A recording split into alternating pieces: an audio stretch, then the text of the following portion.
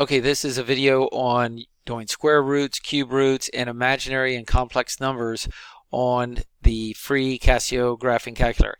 So I'm in the Run menu, this menu right here, the Run menu, and this is where we can do all of this. So to do square roots, that's right above the x squared key. Here's the x squared key. Right above it in yellow is the square root key. So to get those things, I have to do Shift, then click that button, click the x squared key, and now square root shows up. I'm just going to do the square root of 9. So just type that in and we get 3, and the square root of 9 is 3 because 3 times 3 is 9. If you have a more complicated thing in there, such as let's say you have the square root of 9 plus 16. Well, for both of those to be underneath the square root, you have to put parentheses around that. So if I have the square root of 9 plus 16, I got to put parentheses around that to mean that both underneath the square root. So this is going to give me 5 because 9 plus 16 is 25. It knows to do that first, then take the square root. 9 plus 16 is 25. Square root of 25 is 5.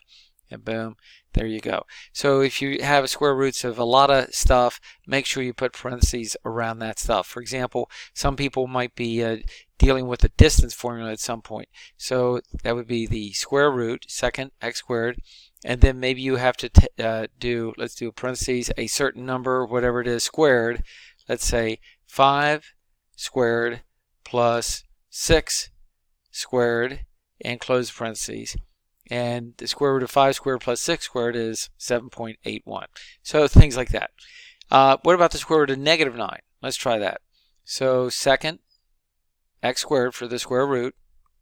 And I'm going to be, just to be safe, I'm going to put parentheses around the negative 9. Just so it makes sure that both things are in the square root. I don't think I needed the parentheses, but it doesn't hurt to do it. When I hit execute, I get error because the square root of negative 9 is not a real number, as it says right here. Now, if you want to know what the imaginary number is, that's the square root of negative 9, we can switch the calculator over. But first of all, the reason why the square root of negative 9 isn't 3 is because 3 times 3 is 9, not negative 9. The square root of negative 9 is also not negative 3 because negative 3 times negative 3 is 9. So there's no real number that you can multiply by itself to give you negative 9 because 2 negatives make a positive and 2 positives make a positive. So you can't get a number times itself to be a negative number. So that's why we have imaginary numbers.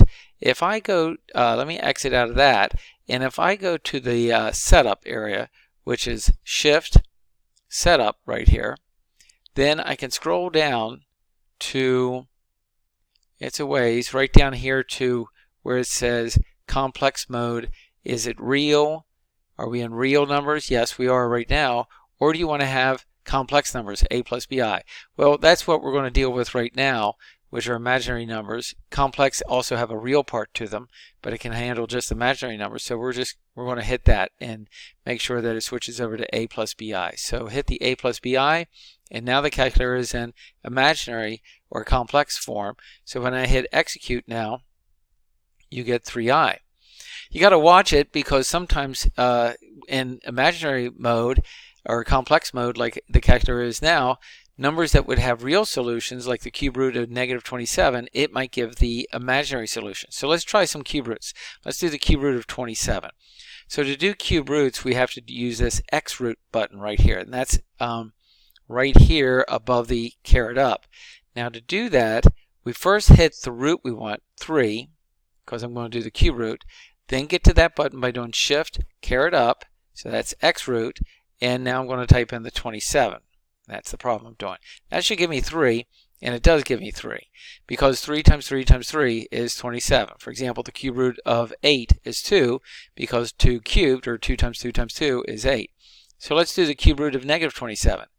So I'll hit the 3, Shift, caret up to give me, let's do that one more time. Shift, caret up to give me the cube root, and then now type in, and I'll put parentheses around it, the negative 27. When I hit execute, I get this complex number right here. Now that's because it's what's called the primary root, the main root for the cube root of 27.